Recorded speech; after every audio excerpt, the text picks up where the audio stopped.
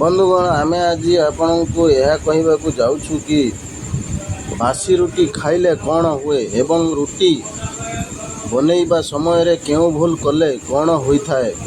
ତେବେ ବନ୍ଧୁଗଣ, ମହିଳାମାନେ ଘରେ ଅନେକ ପ୍ରକାରର ଖାଇବା ଜିନିଷ ତିଆରି କରନ୍ତି, କିନ୍ତୁ ସବୁଠାରୁ ଖାସ୍ ଏହା ହୋଇଥାଏ ରୁଟି। କିନ୍ତୁ ମହିଳାମାନେ ଏମିତି କିଛି କାମ କରି ଦେଇଥାନ୍ତି ଯାହା ପାଇଁ ଘରକୁ ଦରିଦ୍ରତା ଆସିଥାଏ, ଯାହା ପାଇଁ ପରିବାରର ଲୋକମାନେ ସଫଳତା ପାଇପାରନ୍ତି ନାହିଁ ଏବଂ ସମସ୍ତ ପରିବାରର ଲୋକ ବେମାରରେ ମଧ୍ୟ ପଡ଼ିଯାଇପାରନ୍ତି। ତେବେ ରୁଟି କରିବା ବେଳେ ମହିଳାମାନେ ଏହି ତିନୋଟି ଭୁଲ କରିଦେଇଥାନ୍ତି, ଯାହାଫଳରେ ମନୁଷ୍ୟକୁ ବହୁତ ବାଧାବିଘ୍ନର ସମ୍ମୁଖୀନ ହେବାକୁ ପଡ଼ିଥାଏ। ଏମିତି କୁହାଯାଏ ଯେ ମହିଳାମାନେ ଘରେ ରୁଟି ବନେଇବା ବେଳେ ଯଦି ଏହି ତିନୋଟି ଭୁଲ କରିବା ଉଚିତ ନୁହେଁ। ଏହି ଭୁଲ ସବୁ କଲେ ସେ ମହିଳାଙ୍କ ଘର ନିଶ୍ଚିତ ରୂପେ ବର୍ବାଦ ହୋଇଯାଇଥାଏ। ତେବେ ବନ୍ଧୁଗଣ, ଚାଲନ୍ତୁ ଜାଣିବା ସେହି ତିନୋଟି ଭୁଲ କ'ଣ। 1ରେ ତିନୋଟି ରୁଟି।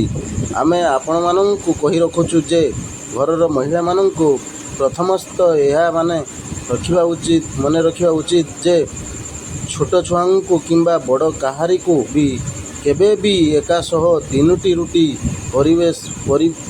ପରିସିବା ଉଚିତ ନୁହେଁ। କାରଣ ତିନୋଟି ରୁଟି ସେତେବେଳେ ପରଷା ଯାଇଥାଏ ଯେତେବେଳେ କୌଣସି ମଣିଷର ମୃତ୍ୟୁ ହୋଇଯାଇଥାଏ। ଯଦି ଆପଣଙ୍କୁ ତିନୋଟି ରୁଟି ଖାଇବାର ଅଛି, ତେବେ ଆପଣ ଗୋଟେ ଗୋଟେ କରି ଆଣି ଖାଇପାରିବେ, ହେଲେ କେବେ ବି ଏକା ସହ ତିନୋଟି ରୁଟି ଆଣି ଖାଇବେ ନାହିଁ।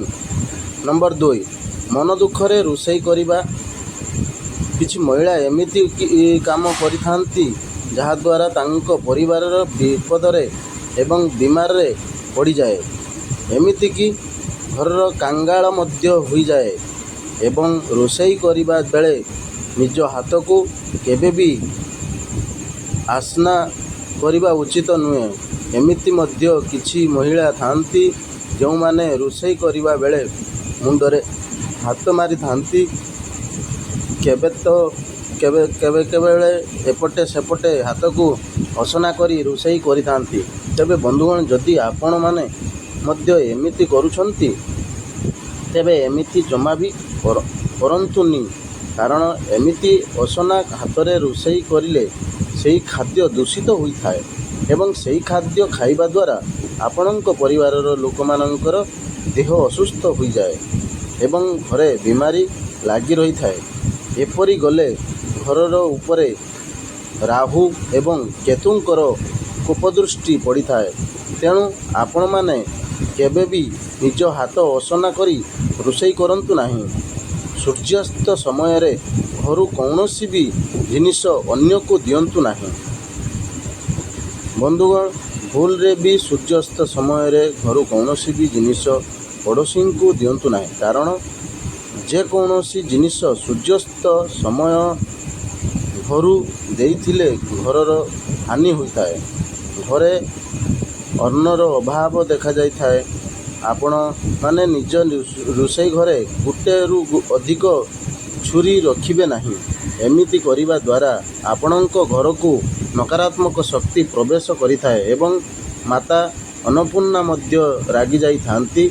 ରୋଷେଇ ଘରେ ବୁଢ଼ିଆଣୀ ଜାଲ ରହିବା ଉଚିତ ନୁହେଁ, କାରଣ ଏହାଦ୍ୱାରା ଘର ଉପରେ ରାହୁଙ୍କର ଖରାପ ଦୃଷ୍ଟି ପଡ଼ିଥାଏ।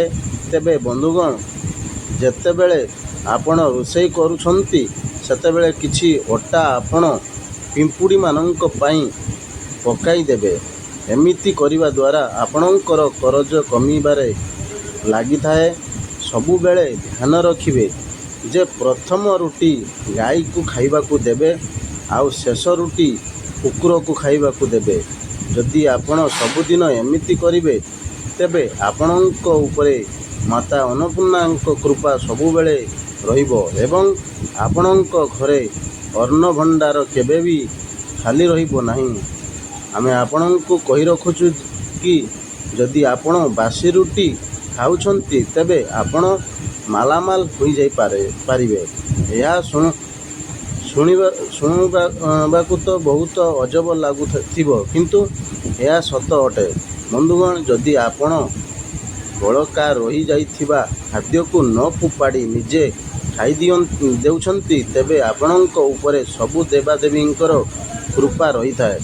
ବାସି ରୁଟି ଖାଇବା ପୂର୍ବରୁ ଆପଣମାନେ ଏହି କଥାର ଧ୍ୟାନ ଦେବେ କି ଯେଉଁ ରୁଟି ବହୁତ ଖରାପ ହୋଇଯାଇଥିବ, ଆପଣମାନେ ସେହି ରୁଟିକୁ ଖାଇବେ ନାହିଁ, କାରଣ ସେହି ରୁଟି ଖାଇବା ଦ୍ୱାରା ଆପଣଙ୍କ ଦେହ ବହୁତ ଅସୁସ୍ଥ ହୋଇଯିବ।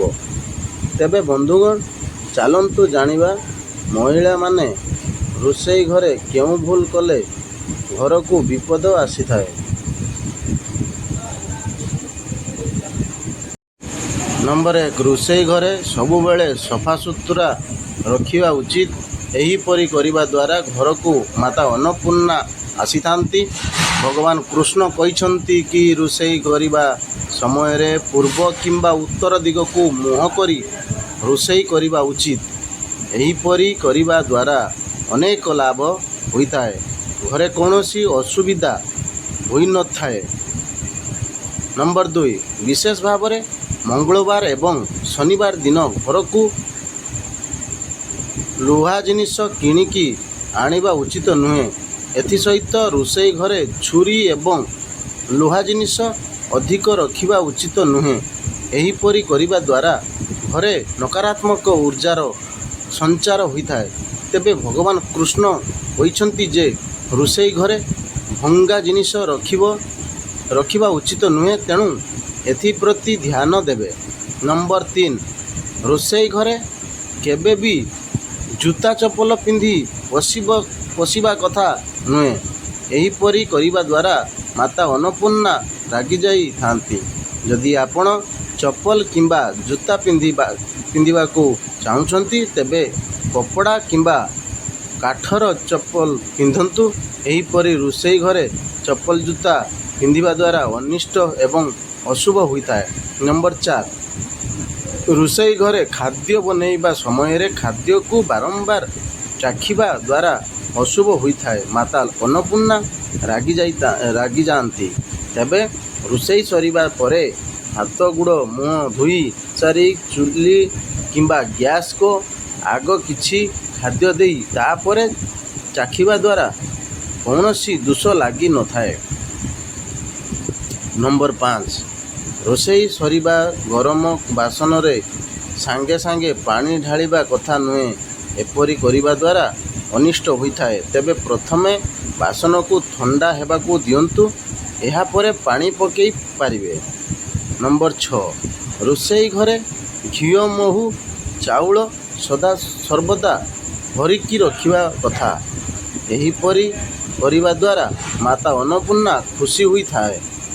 ଆଉ ଯଦି ଥରେ ମାତା ଅନ୍ନପୂର୍ଣ୍ଣା କେଉଁ ଘର ଉପରେ ଖୁସି ହୋଇଯାଆନ୍ତି, ତେବେ ସେ କେବେ ଛାଡ଼ିକି ଯାଆନ୍ତି ନାହିଁ। ତେଣୁ ଏହି ବିଶେଷ